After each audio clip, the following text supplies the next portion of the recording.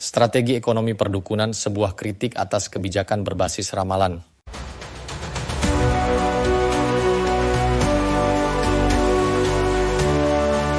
Bagian 1, pendahuluan. Apa itu strategi ekonomi perdukunan? Assalamualaikum warahmatullahi wabarakatuh. Hari ini saya ingin menyampaikan satu istilah yang mungkin belum tercatat dalam literatur akademik, tetapi semakin sering kita temui dalam praktik kebijakan publik, strategi ekonomi perdukunan. Apa itu?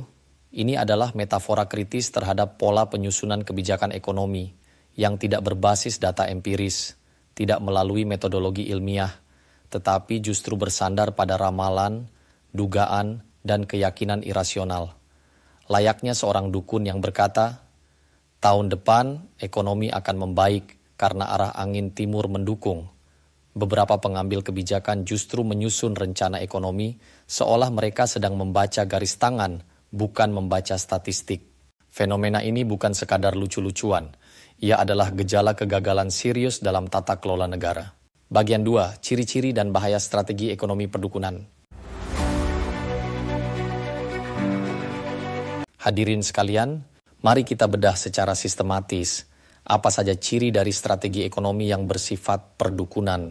Pertama, ketiadaan basis data valid. Keputusan dibuat tanpa studi kelayakan, tanpa riset pasar, dan tanpa data mikro maupun makro yang sahih. Kedua, keputusan berdasarkan intuisi atau tekanan politik. Kebijakan berubah sesuai bisikan politik, bukan perhitungan rasional atau simulasi dampak. Ketiga, rencana tanpa evaluasi berbasis bukti. Tidak ada baseline, tidak ada indikator kinerja, KPI, dan tidak ada evaluasi kebijakan yang objektif. Keempat, penggunaan narasi mistis dalam justifikasi. Misalnya, kita percaya ekonomi akan bangkit karena semangat rakyat tinggi, atau tahun ini adalah tahun hoki. Itu bukan indikator ekonomi. Kelima, absennya uji akademik dan peer review. Banyak kebijakan penting lolos tanpa diskusi di ruang akademik, tanpa kritik ilmiah, dan tanpa debat publik. Lalu apa bahayanya? Distorsi alokasi anggaran. Kebijakan tidak menyelesaikan masalah struktural. Hilangnya kepercayaan publik terhadap institusi negara. Terjadinya krisis berkepanjangan yang tak terdeteksi karena indikator ramalan tak mampu memberi sinyal dini. Bagian 3, contoh-contoh nyata dari kebijakan gagal ala perdukunan. Mari kita refleksikan sejumlah kasus tanpa menyebut nama lembaga atau pejabat. Kasus 1, proyeksi pertumbuhan yang selalu optimis. Target pertumbuhan ekonomi selalu ditetapkan tinggi tanpa melihat tren global, iklim investasi, atau produktivitas real. Ketika gagal, tidak ada evaluasi, hanya alasan. Kita kurang beruntung tahun ini. Kasus 2, program bantuan yang asal-asalan. Dana bantuan digelontorkan ke sektor-sektor yang secara statistik justru tidak terdampak paling parah. Mengapa? Karena katanya di daerah itu banyak keluhan. Tidak ada survei, tidak ada profiling penerima.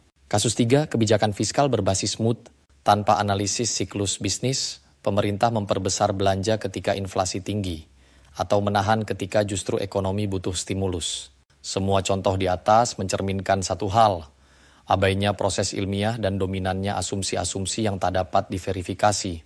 Bagian 4, jalan keluar membangun strategi ekonomi yang rasional dan ilmiah. Saudara-saudara sekalian, istilah strategi ekonomi perdukunan saya hadirkan bukan untuk mengejek, tetapi untuk membangunkan kesadaran kritis. Kita butuh kebijakan ekonomi yang berbasis bukti, akuntabel, dan dapat diuji ulang. Apa yang harus kita lakukan? Memperkuat data dan sistem informasi kebijakan. Tidak ada keputusan tanpa data, tidak ada rencana tanpa peta. Mengarusutamakan evidence-based policy. Penelitian dan akademisi harus dilibatkan secara sistematis dalam setiap penyusunan kebijakan, membuka ruang evaluasi publik. Mari biasakan bahwa kebijakan bisa dikritik, bisa dikaji ulang, dan bisa dikoreksi. Mendidik pemimpin dan teknokrat untuk berpikir ilmiah. Sebab kekacauan dimulai ketika keputusan besar diambil dengan mentalitas klinik, bukan logika kebijakan. Penutup, ekonomi bukanlah arena sulap. Ini adalah sistem kompleks yang menuntut kecermatan, ketelitian, dan akuntabilitas tinggi. Terima kasih. Wassalamualaikum warahmatullahi wabarakatuh. Terima kasih sudah menonton. Jangan lupa like, share, komen, dan subscribe.